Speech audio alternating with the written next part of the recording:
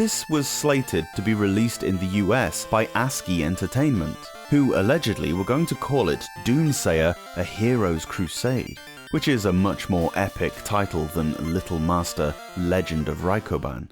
This spelled the first in a mini-series of Little Master games. The Game Boy had a sequel in 1992, and there was a third on the Super Nintendo in 1995. Half a year before the events of the first game, the evil demon king Gezagane mysteriously started taking over the world, kingdom by kingdom. Now your king comes to you seeking help, with the enemy on your own doorstep. You play Liam, who, along with his band of fierce warriors that include a Minotaur named Momo and a sheep called Wool Boy, must defeat the siege and protect your land. Click on a member of your troops to see their movement range. If you get close enough to a foe, you can choose to attack them, and they will retaliate in kind. There's a definite Fire Emblem or Shining Force feel to this game, whereby you can move and then perform an action for each of your characters per turn, then play switches to the opposing side. The ground your character and the enemy rest on has an effect too, with some tiles providing a greater defense boost and so on. The background designs for the fight sequences are faint, but if you look closely you'll see they're actually really well detailed, and the character sprites and animations are quite adorable.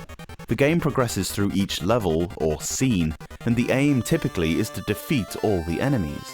At any stage on your turn, you can check out your troops and get a full report on their health, attack and defense stats, how far they can move per turn, amongst other things, which really opens the game up into strategizing your plans. You can also see how much EXP they've earned.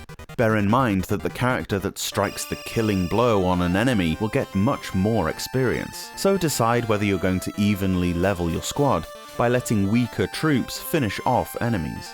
Characters are of several different classes.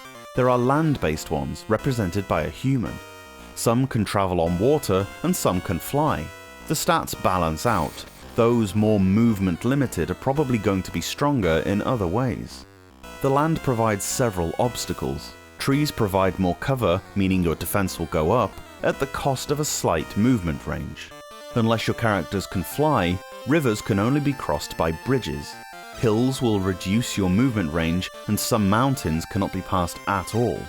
Keep an eye out for special tiles on the landscape. A 6-pointed star will fully heal a character if they step on it. You really want to seek out the buildings. Quite often you'll rescue other characters who'll then join up with you, bolstering your forces.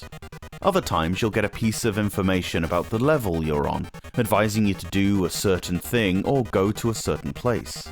One such instance is where a townsperson tells you to take a detour to a temple in the south. You can combine two of your troops together if you move them both onto this tile at the same time. Not all combos work. You cannot fuse anything with your main character or the Minotaur, but everything else should work. Do so, and you can either create a stronger version of one of the characters you fused, the other one being sacrificed, or you'll create a much stronger level 1 character. Why should you do this, you ask? If you found the mouse on level 1, you'll appreciate that some starting characters are quite pathetic, and it's only right they should give their puny little lives for the greater good. Plus, no character can get higher than level 8, so before too long, they'll already be as strong as they're ever going to be. Don't be afraid to merge characters together. There's no permadeath. If a character faints in battle, they just run away. You'll get them back on the next stage. You can revisit any completed scenario as well if you want to level up a bit more, which maybe makes the game too easy, but then it's up to you whether you do this or not.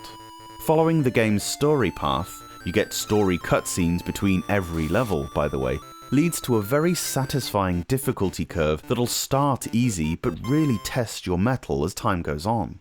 There's so much more I could say about this game, just trust me and play it.